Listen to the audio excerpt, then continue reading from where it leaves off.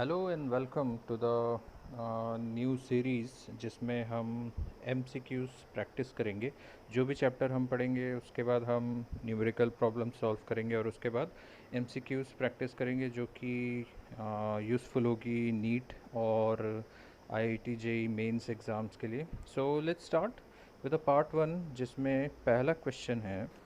So if the molality of dilute solution is doubled, the value of molar depression constant Kf will be what? See यहाँ पे चार option दिए, halved, tripled, unchanged या फिर doubled.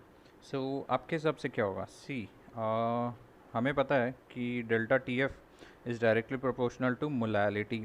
अब जब हम प्रोपोर्शनैलिटी साइन को हटाते तो उसकी जगह क्या लगाते थे? कांस्टेंट। और वो कांस्टेंट कौन सा होता था? KF। से KF की जो वैल्यू होती है वो हर एक सॉल्वेंट के लिए फिक्स्ड होती है। इट डज़ नॉट चेंज, वो चेंज नहीं होती, ना मोलैलिटी पे डिपेंड करती है ना टेम्परेचर पे, इसीलिए तो कांस्टेंट कह रहे हैं हम। सी अगर आप ऐसा सोचो कि सरकमफ्रेंस क्या होता है? Circumference is equal to 2πr होता है। सो आर की वैल्यू अगर चेंज होगी, सरकमफ्रेंस की वैल्यू चेंज होगी, तो पाई की वैल्यू चेंज होगी क्या? नहीं, उसकी वैल्यू क्या होगी? हमेशा कांस्टेंट होगी। उसी तरह से KF की वैल्यू भी हमेशा कांस्टेंट होती है। सो आंसर क्या हो जाएगा? अनचेंज्ड।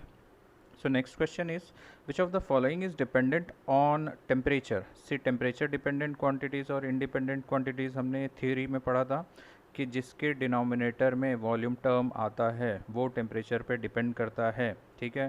सो मोलैरिटी का फॉर्मूला क्या होता है? Number of moles upon volume of solvent in litres. So volume उसके टर्म में आ रहा है, सो हमारा आंसर क्या हो जाएगा? मोलैरिटी। बाकी ऑप्शंस भी आप देख सकते हैं। Okay. So next question is the went Hoff factor for a dilute aqueous solution of the strong electrolyte barium hydroxide is. से स्ट्रॉन्ग इलेक्ट्रोलाइट है मतलब 100% डिसोसिएशन होगा। सो बेरियम हाइड्रोक्साइड का फॉर्मूला क्या होता है? BaOH whole twice. सो अगर आप जब BaOH होल ट्वाइस को आप सोल्यूशन बनाओगे तो क्या होगा? आयंस प्रोड्यूस होंगे। एक आयन प्रोड्यूस होगा Ba2+ और दो आयन प्रोड्यूस होंगे OH- के। तो टोटल नंबर ऑफ आयंस कितने प्रोड्यूस हो रहे? 3। हमने डाला कितना था? 1। सो वेंट ऑफ फैक्टर I क्या होता है? Number of ions produced upon number of particles या मॉलिक्यूल्स टेकन। सो हमने कितने आयंस प्रोड्यूस हो रहे? 3। कितने मॉलिक्यूल्स लिए थे? 1। सो 3/1। सो वेंट ऑफ फैक्टर की वैल्यू कितनी आ जाएगी? 3। सो आंसर क्या हो जाएगा हमारा? D। So this is very easy. अगर आप थ्योरी लेक्चर्स पढ़े होंगे तो आपसे क्वेश्चंस बहुत आसानी से बन जाएंगे। So next question is which on of the following is incorrect for ideal solution. See यहाँ पे इनकरेक्ट पूछ रहा है। सी हमने पढ़ा है आइडियल सोल्यूशन में अगर आप दो एक सोल्यूट और एक सॉल्वेंट को जब मिक्स करते हो, लिक्विड लिक्विड को, सो क्या होता है? उसकी एंथैल्पी चेंज नहीं होना चाहिए, मतलब ना हीट इवॉल्व होना चाहिए ना हीट एब्जॉर्ब्ड होना चाहिए। तो डेल्टा H मिक्सचर क्या होगा? 0। This is correct. Next is delta U mix. See internal energy पे क्या चेंज होगा? इंटरनल एनर्जी का फॉर्मूला थर्मोडायनेमिक्स में आपने पढ़ा है, delta U is equal to delta H minus P del V। और हमें पता है आइडियल सोल्यूशन के लिए डेल्टा H की वैल्यू क्या होती है? 0 होती है और डेल्टा V की वैल्यू भी 0 होती है। सो क्या हो जाएगा? डेल्टा U मिक्स की वैल्यू क्या आ जाएगी? 0 आ जाएगी। सो ये वाला ऑप्शन भी हमारा करेक्ट है। हमें पूछ रहा है इनकरेक्ट कौन सा है। Okay. Next delta P is equal to P observed minus P calculated by Raoult's law equal to 0। See हमने पढ़ा है कि एसोसिएशन और डिसोसिएशन ना हो तो ऐसे सॉल्यूशंस जो होते हैं वो आइडियल सॉल्यूशंस की तरह बिहेव करते हैं और उसमें जो कैलकुलेटेड वैल्यू होती है और जो ऑब्जर्व्ड वैल्यू होती है और जो थ्योरेटिकल वैल्यू होती है वो दोनों सेम आती है। सो यहाँ पे P ऑब्जर्व्ड मतलब एक्सपेरिमेंटल वैल्यू और थ्योरेटिकल वैल्यू जो होगी वो 0 आनी चाहिए, क्योंकि अगर दोनों सेम होगी तभी तो 0 आएगा ना। ठीक है। सो सी वाला ऑप्शन भी हमारा करेक्ट है। सो लास्ट ऑप्शन जो होगा that will be incorrect. Delta G mix is equal to 0। See जो गिब्स फ्री एनर्जी होती है it can never be 0 for an ideal solution. So class 11th में हमने पढ़ा है डेल्टा G होता है, delta G is equal to del H minus T del S. और एंट्रोपी क्या होती है? यूनिवर्स की हमेशा बढ़ते रहती है, तो एंट्रोपी की वैल्यू अगर 0 नहीं होगी तो डेल्टा G की वैल्यू कैसे 0 होगी? So it can not be 0। So D वाला ऑप्शन हमारा इनकरेक्ट है। सो I guess this is the answer. So let's move on to the next question. Okay, so which of the following statements about the composition of vapor over an ideal 1:1 molar mixture of benzene and toluene is correct? Assume that temperature is constant at 25 degrees Celsius. So given vapour pressure data 25 degree Celsius, benzene का दिया हुआ है 12.8 kilo Pascal's और टॉल्विन का दिया हुआ है 3.85 kilo Pascal's. सी options को हम नहीं पढ़ते, हम समझते कि हमने कॉन्सेप्ट में क्या समझा था। Okay, so let's understand. Vapour pressure क्या होता है कि अगर कोई सोल्यूशन में सॉल्वेंट या फिर सोल्यूट वोलेटाइल हो, वो अगर वेपराइज हो जाए और वो बहुत सारे वेपर्स बना ले तो क्या होगा, वो उसके जितने ज़्यादा वेपर्स प्रेजेंट होंगे उतना ज़्यादा वेपर प्रेशर लगाएगा। करेक्ट। सो यहाँ पे देखो, यहाँ पे इंफॉर्मेशन दी हुई, बेंजीन का जो वेपर प्रेशर है वो 12.8 किलो पास्कल्स है और जो टॉल्विन का जो वेपर प्रेशर है इट इज़ 3.85। सो ज़्यादा किसका है, बेंजीन का। वेपर प्रेशर ज़्यादा है मतलब क्या हो रहा है कि बेंजीन के जो वेपर्स होंगे वो ज़्यादा प्रेजेंट होंगे ना। करेक्ट। सो बेंजीन के वेपर्स ज़्यादा प्रेजेंट है, सो इसलिए ज़्यादा वेपर प्रेशर है। So you can just find out the answer. See यहाँ पे सी वाला जो ऑप्शन है, the vapour will contain a higher percentage of benzene, ये करेक्ट होगा। समझ में आया, होपफुली समझ में आ गया होगा। सी यहाँ पे फिर से एक बार मैं बता देता हूँ, बेंजीन का वेपर प्रेशर हाई है, टॉल्विन का वेपर प्रेशर लो है। वेपर प्रेशर हाई मतलब ज़्यादा वेपर्स का प्रेजेंस होना। ओके, सो ऑप्शन क्या है हमारा, C, the vapour will contain a higher percentage of benzene. Okay, so hopefully this is understood. So let's move on to the next question.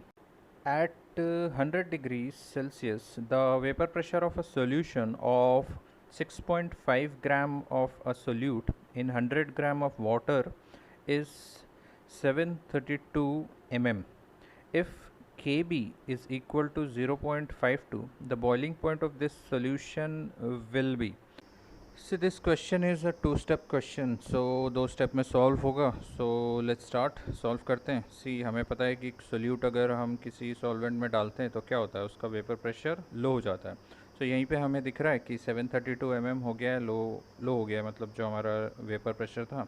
Normal vapour pressure कितना होता है water का 100 degree Celsius पे, हमें पता है 1 एटमॉस्फेयर। 1 एटमॉस्फेयर की value क्या आती है, 760 mm होती है। ओके, सो हम रिलेशन यूटिलाइज करेंगे, कौन सा, P naught minus P S upon P naught is equal to N2 upon N1। So P naught की वैल्यू क्या आ जाएगी, जो प्योर सॉल्वेंट की होती है 760 mm स्टैंडर्ड वैल्यू है, माइनस 732 जो गिवन वैल्यू है upon 760 is equal to N2 upon N1। See N2 की वैल्यू हमें निकालना है क्योंकि हमें डेल्टा टी बी में जो बॉइलिंग पॉइंट फाइंड आउट करना है उसके लिए हमें नंबर ऑफ मोल्स लगेंगे, क्योंकि रिलेशन होता है ना delta T B is equal to K B into molality. So N2 की वैल्यू हमें फाइंड आउट करना है। N1 की वैल्यू हमें पता है, N1 यहाँ पे दिया हुआ है 100 ग्राम्स वाटर है और वाटर का मोलर मास होता है 18। सो 100/18 करेंगे तो हमें वाटर के नंबर ऑफ मोल्स पता चल जाएंगे। सो इसे हम सॉल्व करेंगे तो N2 की वैल्यू आएगी अराउंड 0.2046। से नंबर ऑफ मोल्स हमें पता चल गए हैं। सो अब हम अपना रिलेशन जो सेकेंड है उसे यूज़ करेंगे, delta T B is equal to K B into molality. See molality का फॉर्मूला क्या होता है, number of moles of solute upon weight of solvent. अगर हम ग्राम्स में ले रहे तो इंटू 1000 करते हैं। सो हम उसी को यूटिलाइज करेंगे। इससे डेल्टा टी बी क्या होता था, T B minus T naught B. T B क्या होता है, बॉइलिंग पॉइंट जो एलिवेट हो गया है, और टी नॉट बी जो प्योर सॉल्वेंट का बॉइलिंग पॉइंट था। तो प्योर सॉल्वेंट का बॉइलिंग पॉइंट हमें प्रोवाइडेड है, हमें टी बी निकालना है इसमें कि कितना होगा। So TB minus T naught B is equal to KB into N2 into 1000 upon W1। So W1 यहाँ पे दिया हुआ है 100, N2 की वैल्यू अभी हमने निकाली 0.2046 और KB की वैल्यू कितनी दी हुई है 0.52। सो सारी वैल्यूज़ पुट करो और सॉल्व करो। सो T नॉट B की वैल्यू कितनी दी हुई है 100 degree Celsius. So TB minus 100 is equal to 1.06 हमारा आएगा, और उसके बाद टीबी के लिए सॉल्व करेंगे। So 100 plus 1.06 it will be equal to 101.06। So हमारा आंसर आ रहा है C. So C will be the correct answer. So hopefully understood. So let's move on to the next question. So what is the mole fraction of the solute in 1 molal aqueous solution.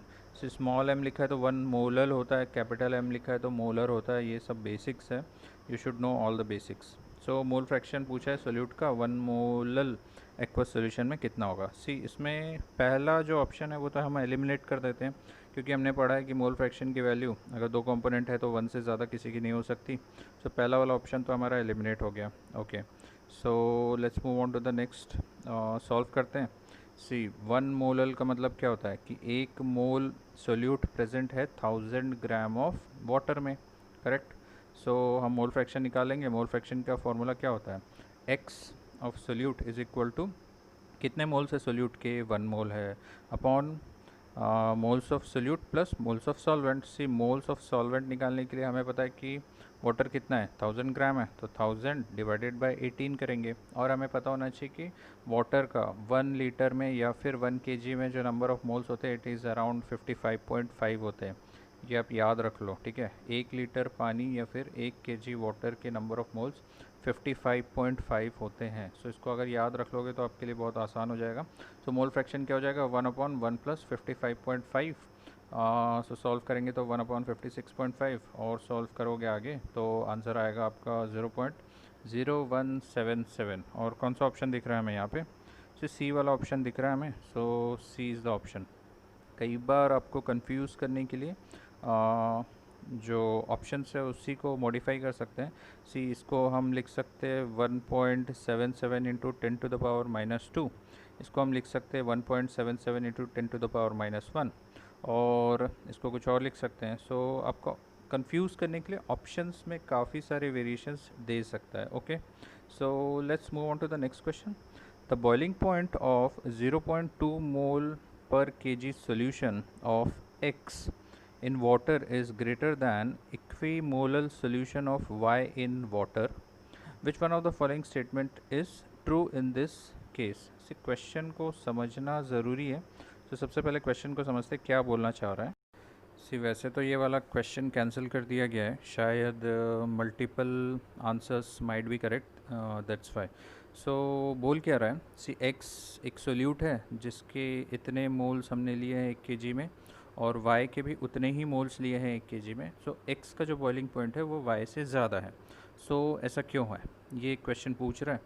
सो हमें पता है कि colligative property जो होती है वो molar mass के inversely proportional होती है। ओके, सो मतलब मोलर मास की वैल्यू अगर ज़्यादा होगी तो जो बॉइलिंग पॉइंट की वैल्यू होगी वो क्या होगी, कम हो जाएगी। ओके, और वाइस वर्सा मोलर मास की वैल्यू अगर कम होगी तो बॉइलिंग पॉइंट की वैल्यू क्या हो जाएगी, ज़्यादा हो जाएगी। सो यहाँ पे फर्स्ट ऑप्शन है molar mass of X is less than molar mass of Y. See this can be also correct, this is correct because molar mass अगर कम होगा तो डेल्टा टी बी की वैल्यू क्या हो जाएगी, ज़्यादा हो जाएगी ना, इन्वर्सली प्रोपोर्शनल होता है, ठीक है।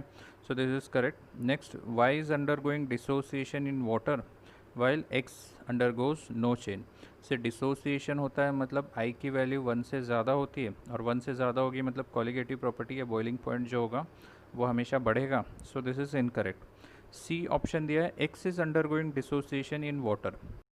सी हमें पता है कि अगर डिसोसिएशन होता है तो आई की वैल्यू क्या होती है, 1 से ज़्यादा होती है, और आई की वैल्यू अगर ज़्यादा है तो कॉलिगेटिव प्रॉपर्टी तो डायरेक्टली प्रोपोर्शनल होती है, मतलब बॉइलिंग पॉइंट क्या होगा, इंक्रीज़ होगा।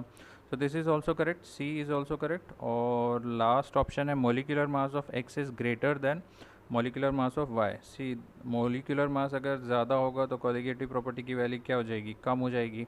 So this is incorrect. So इसमें ए और सी दोनों करेक्ट ऑप्शन है, और because of that I guess this question remains cancelled in 2015।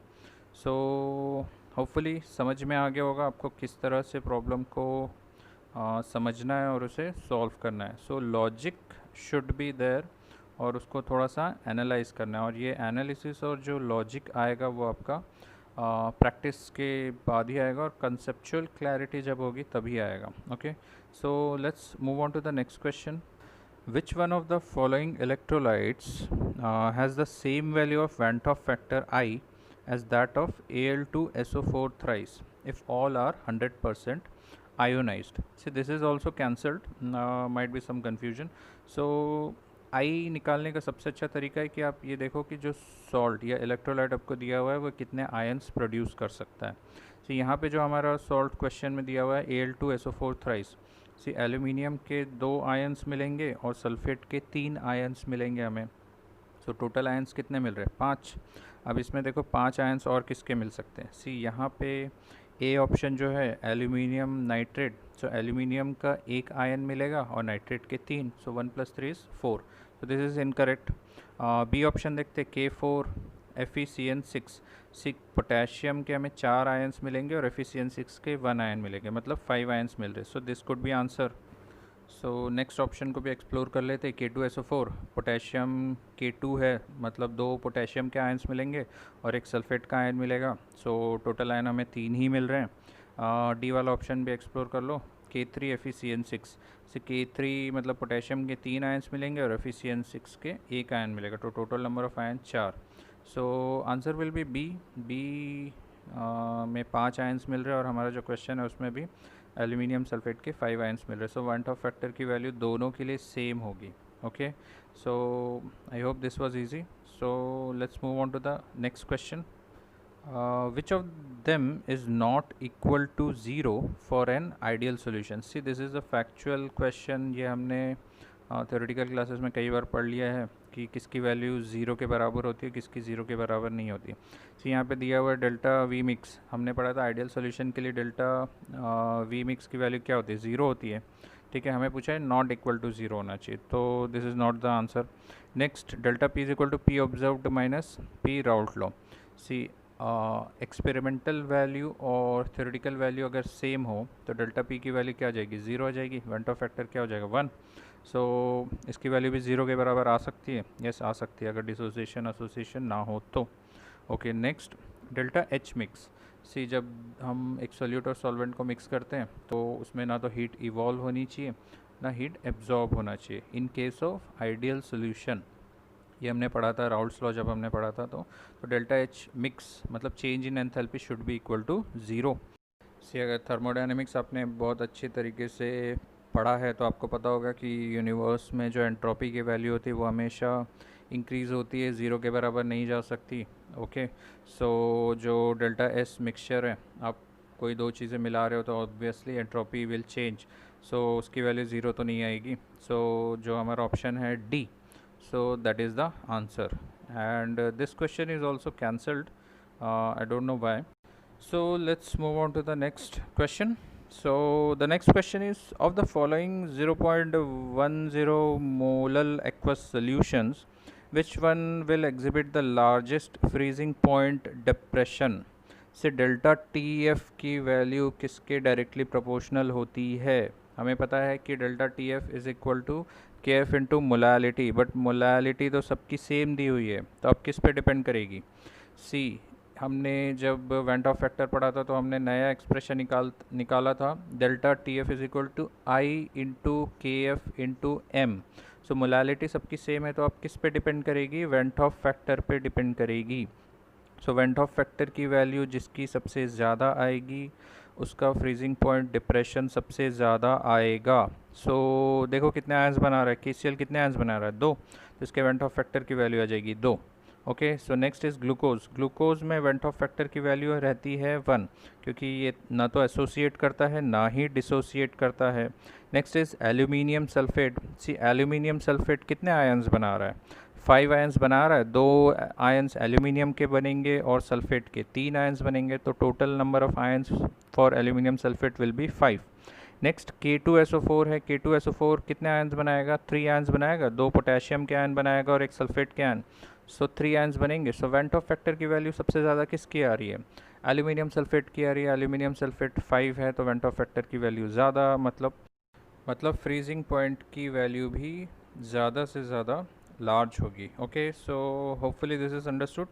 So let's move on to the next question. So next question आ रहा है ये, how many grams of concentrated nitric acid solution should be use to prepare 250 ml of 2 molar HNO3? The concentrated acid is 70% HNO3।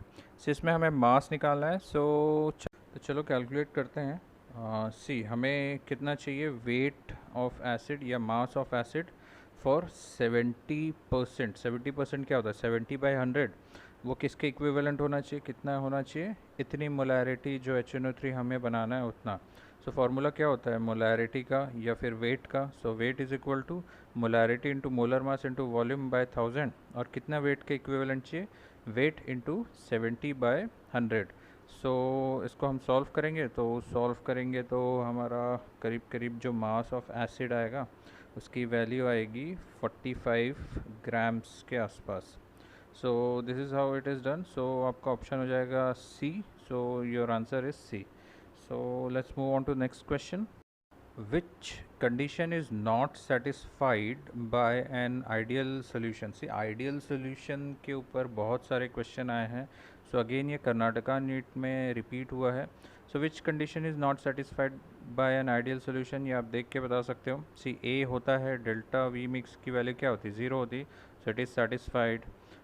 B delta entropy mix zero के बराबर हो सकती है क्या एंट्रोपी, कभी नहीं हो सकती। सो ये बी वाला आंसर होगा हमारा। सो नेक्स्ट थर्ड ऑप्शन है राउल्ट्स लॉ को ओबे करता है, हाँ राउल्ट्स लॉ को ओबे करता है। और डी ऑप्शन है delta H mix. Enthalpy change की वैल्यू क्या होगी, मिक्सचर जब बनाओगे या सोल्यूशन बनाओगे तो ज़ीरो होती है। सो ए सी डी फॉलो करता है, सेटिस्फाई करता है, बी सेटिस्फाई नहीं करता है। सो हमारा आंसर है B. Okay, so hopefully this is clear. So you can watch theory lectures if it's not clear. Okay, so let's move on to the next question, question number 14. So the question is, PA and PB are the vapor pressure of pure liquid components A and B respectively of an ideal binary solution. If XA represents the mole fraction of component A, the total pressure of the solution will be। सी ये हमने derivation जब किया था Raoult's law का, जिसमें हमने ये expression निकाला था कि जो टोटल प्रेशर होता है वो किसी भी एक कंपोनेंट के मोल फ्रैक्शन पे डिपेंडेंट होता है, ना कि दोनों कंपोनेंट के। सो रिलेशन निकाल लो। रिलेशन आपको याद होना चाहिए, वैसे तो आंसर है इसका D, P B plus X A into P A minus P B, but आया कैसे ये हमें पता होना चाहिए। सो पी टोटल क्या होता है, P A X A plus P B X B, इसको हमने थियोरेटिकल लेक्चर्स में पढ़ा था। और एक्स बी को क्या लिख सकते हैं, वन माइनस एक्स ए। अगर किसी एक कंपोनेंट का मोल फ्रैक्शन पता है तो आप दूसरे का इस प्रकार से निकाल सकते हैं, कई बार सीखा है हमने। सो ये टर्म आ गया। नाउ हम एक्स बी को क्या करेंगे, वन माइनस एक्स ए लिख सकते हैं। सो हमारा जो एक्सप्रेशन आ जाएगा वो क्या हो जाएगा, P A X A plus P B bracket में वन माइनस एक्स ए। अब इसमें हम आगे सॉल्व करेंगे तो हमारा टर्म आएगा P A X A plus P B minus P B X A. So X से कॉमन निकालेंगे, एक्स से कॉमन निकालोगे तो आपका जो एक्सप्रेशन आएगा वो क्या आएगा, P B plus X A into P A minus P B, which is your D option. So this is how you can solve. और एक्सप्रेशन अगर याद रहेगा तो बहुत अच्छी बात है। Okay, so no problem. So going on to next question. C vapour pressure of chloroform CHCl3 and dichloromethane CH2Cl2 at 25 degrees Celsius are 200 mmHg and 41.5 mmHg respectively. Vapor pressure of solution obtained by mixing 25.5 gram of CHCl3 and 40 gram of CH2Cl2 at the same temperature will be। so इसमें vapour pressure निकालने के लिए हमें बोल रहा है।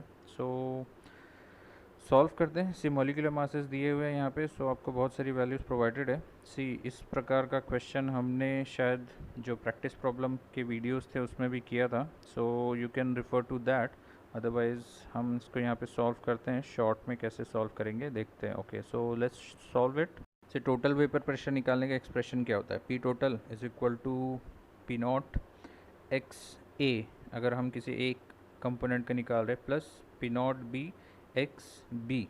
Okay, so suppose हम A को मान लेते हैं CHCl3 और बी को मान लेते हैं CH2Cl2। सो हमारा एक्सप्रेशन क्या हो जाएगा, P total is equal to P not CHCl3 X CHCl3 plus P not CH2Cl2 X CH2Cl2 हो जाएगा। सो पी नॉट CHCl3 की वैल्यू यहाँ पे दी हुई है हमें, दैट इज़ 200 mmHg, और पी नॉट CH2Cl2 की वैल्यू भी दी हुई है, दैट इज़ 41.5 mmHg। अब हमें मोल फ्रैक्शन बस फाइंड आउट करना है। सो मोल फ्रैक्शन क्लोरोफॉर्म का आप निकाल लो। मोल्स निकाल सकते हैं। मोल्स कैसे निकालोगे, इसी मॉलिक्यूलर वेट प्रोवाइडेड है और गिवन मास 25.5 ग्राम है, तो इसके मोल्स निकल जाएंगे। सिमिलरली CH2Cl2 डाइक्लोरोमीथेन का भी गिवन मास 40 ग्राम दिया है और उसका मोलर मास 85 है, तो डिवाइड करोगे तो इसके भी मोल्स निकल जाएंगे। और मोल फ्रैक्शन निकालने का फॉर्मूला आपको पता है। मोल फ्रैक्शन क्या होता है, mole fraction is equal to number of moles of one component upon total number of moles. So दोनों के मोल फ्रैक्शन निकाल लो, एक्सप्रेशन में पुट करो, so you will get the answer. So answer around आएगा आपका, C answer is coming around, it's not given in the option, so it will be around something 90.63 जो option में नहीं है. सो ऐसा कई बार हो जाता है कि ऑप्शन में नहीं रहता, उसके बाद क्वेश्चन को कैंसिल करना पड़ता है. Okay, so let's move on to next question. So the freezing point depression constant for water is -1.86 degree Celsius per mole if 5 gram of Na2SO4 is dissolved in 45 gram of H2O. The freezing point is changed by minus 3.82 degrees Celsius. Calculate the Vent-Off factor for Na2SO4. सी इसमें हम कुछ options eliminate कर सकते हैं, जैसे कि Na2SO4 के लिए वेंट ऑफ फैक्टर कैलकुलेट करना. हमें पता है Na2SO4 जब वाटर में जाएगा तो 3 आयन्स देगा. 3 आयन्स देगा मतलब 2 Na+ के आयन्स देगा और एक सल्फेट आयन देगा. तो इसका वेंट ऑफ फैक्टर अगर 100% डिसोसिएशन हो रहा है तो 3 आएगा, बट 3 से ज़्यादा आ सकता है क्या? नहीं आ सकता. तो सी वाला जो ऑप्शन है वो हमारा कैंसिल हो जाएगा यहाँ पे. सो सी वाले ऑप्शन को हमें कंसिडर ही नहीं करना है. नेक्स्ट यहाँ पे जो डी वाला ऑप्शन है दैट इज़ 0.381. सी Na2SO4 एक ऐसा इलेक्ट्रोलाइट है जो आयोनाइज होता है, और जो एसोसिएट होते हैं उनकी वैल्यू वेंट ऑफ फैक्टर की 1 से कम आती है, तो इसकी वैल्यू तो 1 से कम आएगी नहीं. सो डी वाला ऑप्शन भी हमारा हट जाएगा. सो 50% आपको आंसर मिल गया, या तो ए होगा या बी होगा. सो कैलकुलेट करते हैं, कैसे कैलकुलेट करेंगे. क्वेश्चन आपका क्या रहेगा? Delta T F is equal to I into K F into W2 into 1000 upon M2 into W1. So सारी वैल्यूज़ तो प्रोवाइडेड है, आई की वैल्यू हमें निकालना है. सो आई की वैल्यू जब आप सॉल्व करोगे सारी वैल्यूज़ डाल के, so it will be around 2.63. और 2.63 हमारा कौन सा ऑप्शन आ रहा है इसमें? बी ऑप्शन आ रहा है. सो जो भी कैलकुलेशन वाला पार्ट है you can do it yourself and check whether it is correct और नॉट, बिकॉज हमें न्यूमेरिकल थोड़ा फास्ट करना है, इसीलिए यहाँ पे सारे क्वेश्चंस हम पूरी तरह से सॉल्व नहीं करेंगे, सिर्फ हिंट देंगे. आंसर आप खुद निकाल लीजिए. ओके, सो 16 का आंसर आ जाएगा आपका B. So let's move on to next question. The Van't Hoff factor I for a compound which undergoes dissociation in one solvent and association in other solvent is respectively. से हमें पता है कि जब डिसोसिएशन होता है तो I की वैल्यू 1 से ज़्यादा होती है, और एसोसिएशन होता है तो I की वैल्यू 1 से कम होती है. तो ढूंढ लो वो ऑप्शन. सी रेस्पेक्टिवली बोला है मतलब डिसोसिएशन का पहले ग्रेटर देन 1, सो सी और डी में ग्रेटर देन 1 है, और एसोसिएशन के लिए क्या होता है? Less than 1. So less than 1 कहाँ पे दिख रहा है? सी वाले ऑप्शन में हमें दिख रहा है. सो सी 17th का हमारा हो जाएगा सी. डिसोसिएशन के लिए ग्रेटर देन 1 एंड एसोसिएशन के लिए less than 1. So C is your correct answer. So let's go to next question. 0.1 molar aqueous solution of a weak acid is 30% ionized. If Kf for water is 1.86 degrees Celsius per mole, the freezing point of the solution will be. So this is also a question from colligative property. So expression is delta Tf is equal to I into Kf into M. C m molality दिया हुआ है यहाँ पे, Kf की value दी हुई है. Went Hoff factor हमें निकालना है. जो हमारा वीक एसिड है ये आयोनाइज हो रहा है. आयोनाइज हो रहा है मतलब कितना परसेंट आयोनाइज हो रहा है? 30%. 30% को हम क्या लिख सकते हैं? 0.3. सो अल्फ़ा की वैल्यू कितनी आ गई? 30%. अब हमें पता है कि जो वेंट ऑफ फैक्टर होता है अगर 1 से ऊपर है तो क्या हो रहा है? डिसोसिएशन. सो 1 प्लस अल्फ़ा उसका रिलेशन होता है. So I is equal to 1 plus alpha. Alpha की वैल्यू कितनी आ रही है? 30% मतलब 0.3. सो 1 प्लस 0.3. सो आई की वैल्यू इज़ 1.3. सो बस एक्सप्रेशन में पुट कर देंगे delta T F is equal to 1.3 into 1.86 into 0.1. So इसे सॉल्व करेंगे तो हमारी वैल्यू करीब करीब आएगी 0.24, और that is in minus. Freezing point है तो so -0.24 degree Celsius. So hopefully सबको समझ में आ गया होगा और you can solve it. Okay, so let's move on to the next question. 200 ml of an aqueous solution of a protein contains 1.26 gram The osmotic pressure of this solution at 300 Kelvin is found to be 2.57 into 10 power minus 3 bar. The molar mass of protein will be, see ये question बहुत easy है, आप खुद solve कर सकते हो, आपको relation पता है, क्या रिलेशन होता है, pi is equal to N upon V R T, ये रिलेशन होता है। अगर हम इसमें सारी वैल्यूज़ डालेंगे, देखो आर की वैल्यू भी दी हुई है 0.083, सो you can get the answer. Plus ऐसा हमने एक थ्योरेटिकल क्वेश्चन जब न्यूमेरिकल प्रैक्टिस की थी, सो उसमें ये सिमिलर प्रॉब्लम हमने सॉल्व किया था, बट अगर कुछ बच्चों को प्रॉब्लम है तो अभी मैं फिर से सॉल्व कर देता हूँ। सी यहाँ पे हमें मोलर मास निकालना है, सो क्या रिलेशन हो जाएगा, pi is equal to N upon V R T. So N क्या होता है, weight of protein upon molar mass of protein, और मोलर मास हमें निकालना है। सो मोलर मास इस साइड चला जाएगा और पाई इस तरफ आ जाएगा। सो एक्सप्रेशन क्या आ जाएगा, weight of protein into R into T upon pi into V volume. So हमें क्या क्या चीज़ें दी हुई है, ये सारी चीज़ें दी हुई है, पाई की वैल्यू दी हुई है, वॉल्यूम की वैल्यू दी हुई है, वेट ऑफ प्रोटीन दिया हुआ है, नेक्स्ट आर की वैल्यू दी है, and temperature is 300 kelvin. If you solve this, so molar mass की वैल्यू आएगी अराउंड 61038 ग्राम्स पर मोल के आसपास, जो कि हमारा डी वाला ऑप्शन है। सी this is very direct question. अगर आपको फॉर्मूलेज याद है और कैसे अप्लाई करना है, so you can solve it very easily. Okay, इसमें क्योंकि कोई यूनिट कन्वर्जन भी नहीं है, सारी चीज़ें बाहर में दी हुई है, so it is very direct, very easy question, straight forward.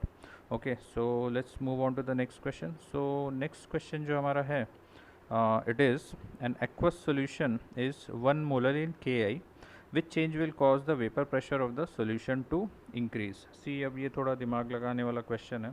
सी हमें पता है कि जब आप किसी सॉल्वेंट में सोल्यूट ऐड करते हो तो वेपर प्रेशर क्या होता है, कम होता है, relative lowering of vapour pressure पढ़ा है ना हमने। सो यहाँ पे ये बोल रहा है कि वेपर प्रेशर इंक्रीज़ करना है। सो इंक्रीज़ करने के लिए क्या करना पड़ेगा, सोल्यूट की वैल्यू कम होनी चाहिए, राइट। सो यहाँ पे क्या कर रहे हैं, देखिए ऑप्शन पहला ए एडिशन, मतलब ये सोल्यूट की वैल्यू बढ़ा रहा है। बी एडिशन ऑफ Na2SO4, ये भी सोल्यूट की वैल्यू बढ़ा रहा है। सी एडिशन ऑफ 1 मोलर Ki, ये भी सोल्यूट की वैल्यू बढ़ा रहा है। मतलब क्या हो रहा है कि ये तीनों ए बी सी जो भी ऑप्शन है हमारे, ये हमारे सॉल्वेंट में जा रहे NaCl Na2SO4 और Ki, मतलब सोल्यूट की वैल्यू बढ़ रही है। सोल्यूट की वैल्यू बढ़ती तो क्या होता है, वेपर प्रेशर कम होता है।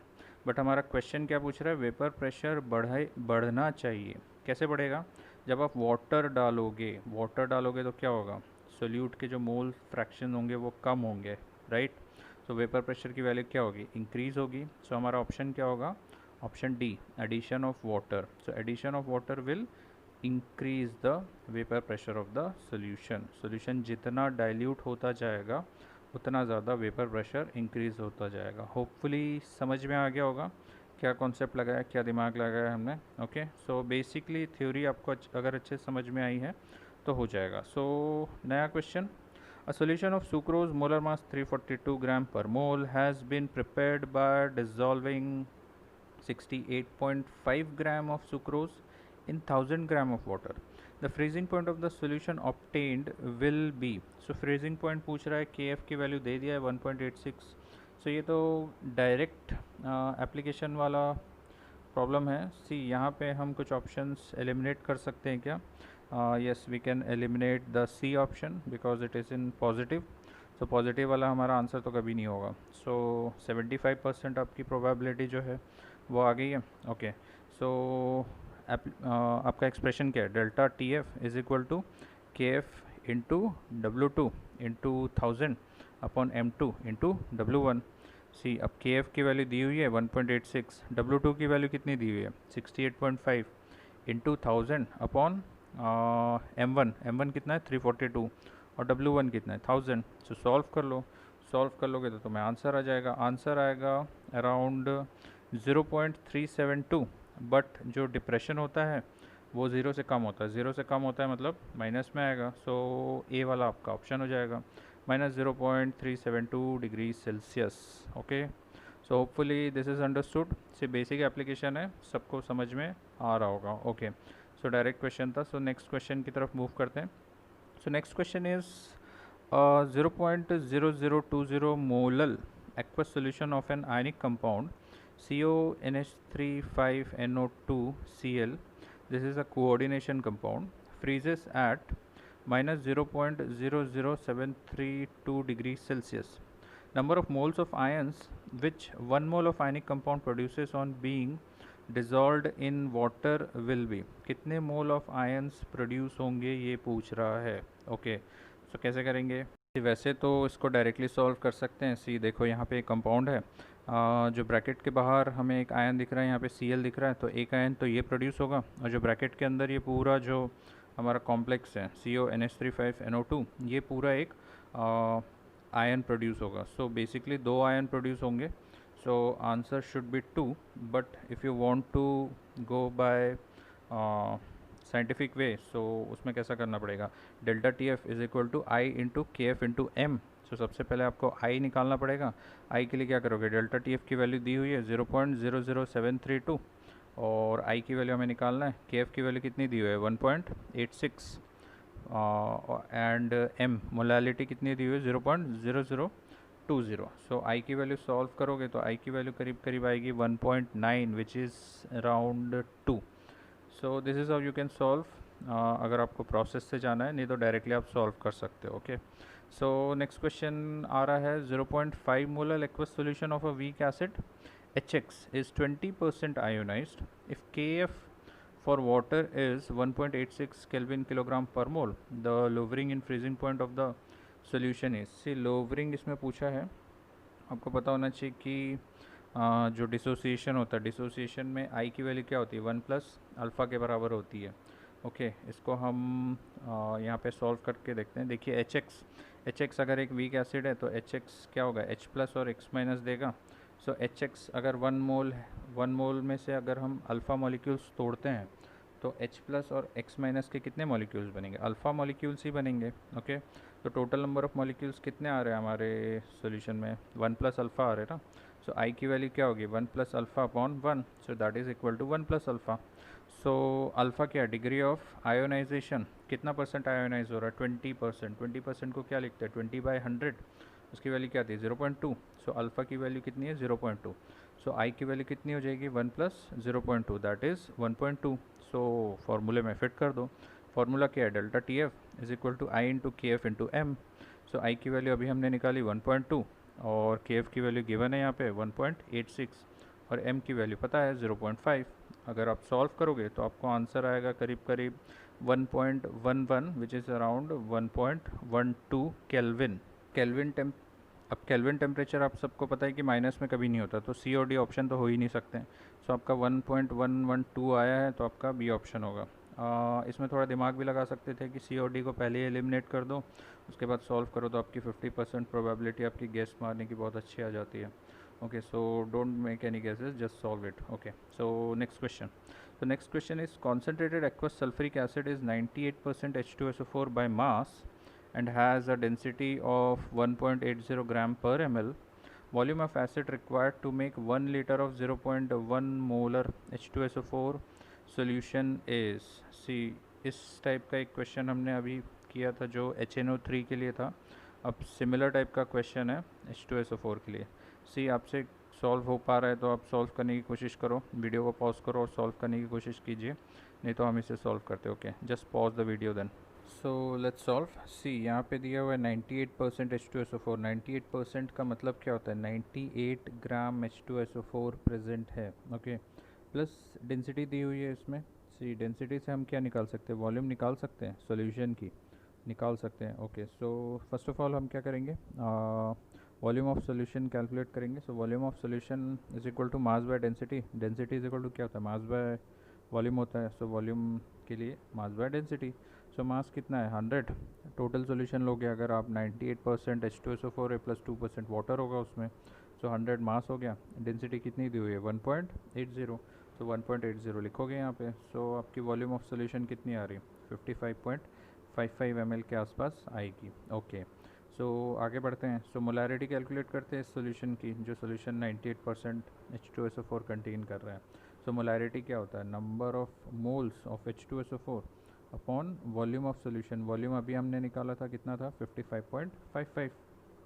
So let's put moles. कैसे निकालोगे मोल्स? गिवन वेट कितना H2SO4 का है, 98 दिया हुआ है। मोलर मास कितना होता है H2SO4 का, वो भी 98 होता है। ओके, सो 98 अपॉन 98 इंटू 55.55 इंटू 1000 करेंगे अगर हम ml में ले रहे तो आपकी मोलैरिटी आ जाएगी 18.02। See this is a problem of stock to dilution. So m1v1 is equal to m2v2 हो जाएगा। सो m1 की वैल्यू अगर 18.00 है इंटू वॉल्यूम, ये हमें पता करना है, इज इक्वल टू 0.1 क्वेश्चन में पूछा गया है, इंटू 1000 ml में 1 लीटर मतलब 1000 ml होता है। Okay, so m1v1 is equal to m2v2 में वैल्यूज पुट कर दिए। सो v की वैल्यू कितनी आ रही, 5.5। सो 5.5 आपका कौन सा ऑप्शन है, that is C option. So hopefully this is done. So let's move on to the next question.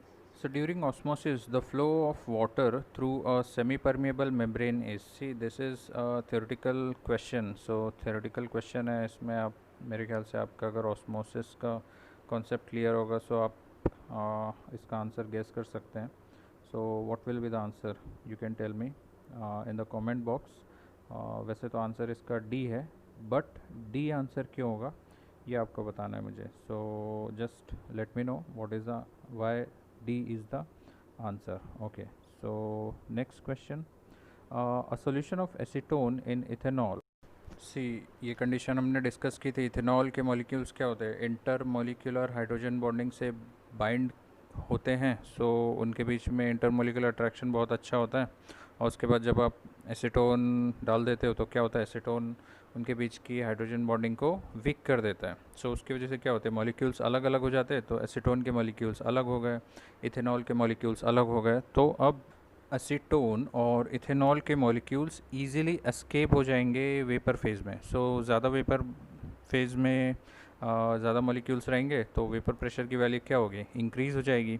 सो ये किस टाइप का डिविएशन शो कर रहे हैं, सी नॉर्मल से ज़्यादा अगर वैल्यू आ रही तो पॉजिटिव डिविएशन, अगर कम आती तो नेगेटिव डिविएशन। सो इस केस में क्या हो रहा है, पॉजिटिव डिविएशन शो कर रहे हैं। So the answer is C, shows a positive deviation from Raoult's law. So these are the questions for this part. In the next part, we will solve next set of questions. Maybe these many questions are there. So see you then.